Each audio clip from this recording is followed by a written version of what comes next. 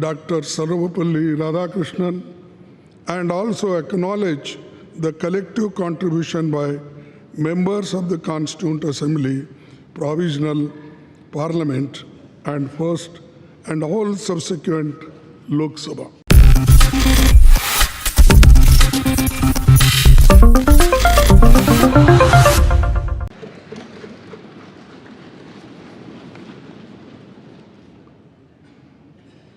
Honorable Vice President of India, Honorable Prime Minister, Honorable Speaker Lok Sabha, Honorable Leader of the Rajya Sabha, Honorable Shri Adiranjan Chaudhary ji, Honorable Minister of Parliamentary Affairs,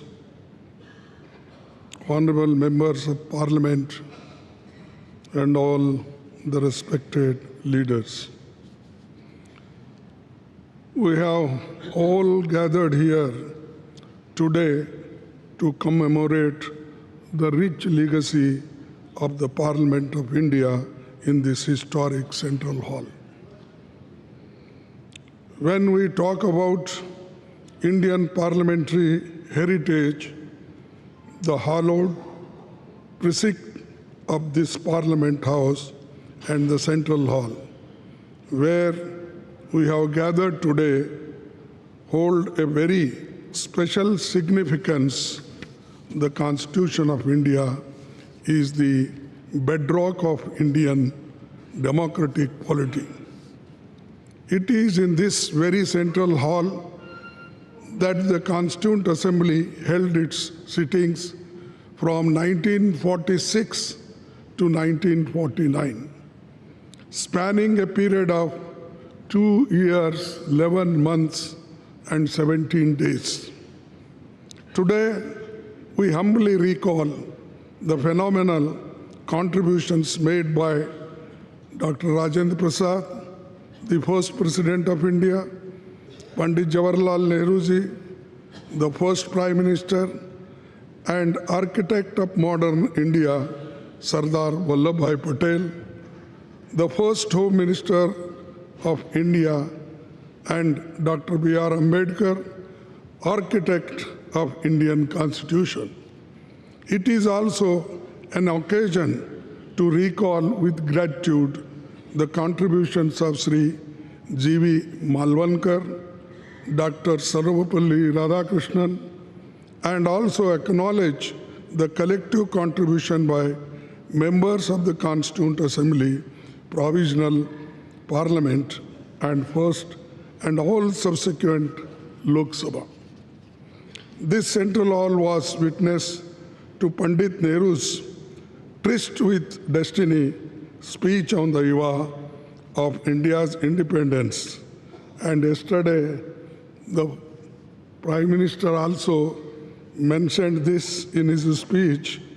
I'm thankful to you because you remembered this historic speech on this yesterday's occasion.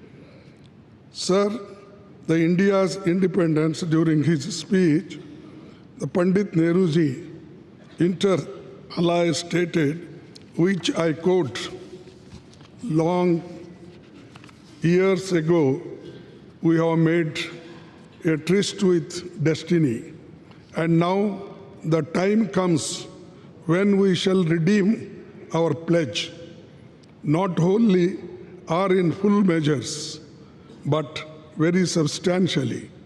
At the stroke of the midnight hour, when the world sleeps, India will awake to life and freedom. A moment comes, which comes but rarely in history, when we step out from the old to new, when an age ends, and when the soul of the nation, long suppressed, finds utterances.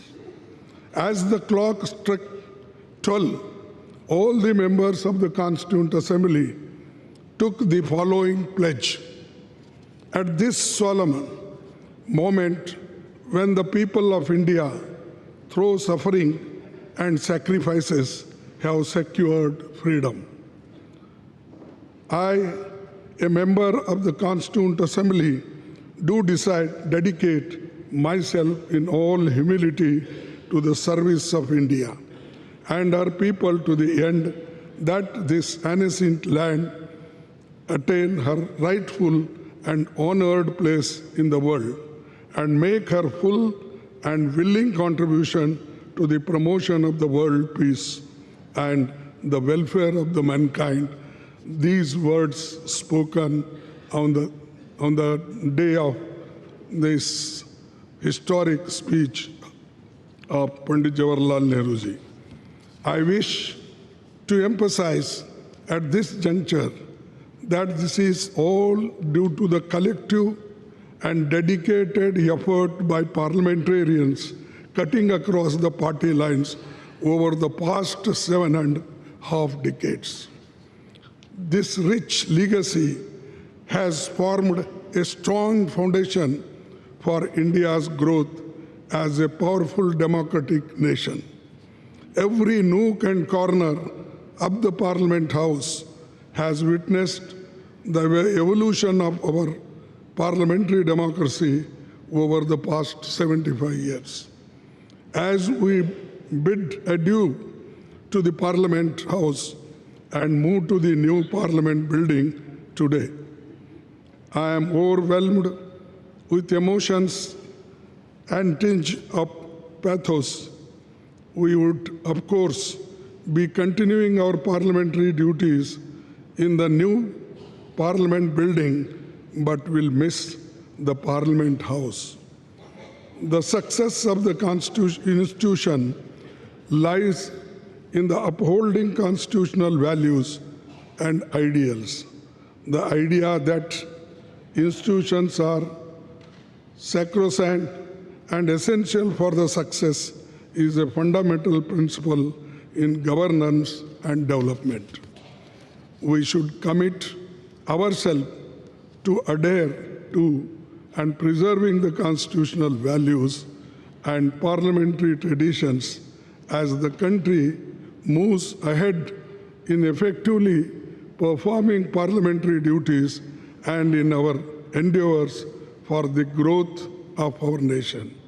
To build this country, forgetting our parties, political parties, we should be one to build the nation, to protect the nation, to protect the Constitution, to protect the democracy. This must be our aim. With these words and one quote I will say, no man can be grateful at the cost of his honor. No woman can be grateful at the cost of her chastity. And no nation can be grateful at the cost of its liberty. So to protect our liberty, to protect our integrity, we must work all together. That is the only way to build the nation. Thank you. Jai Hind.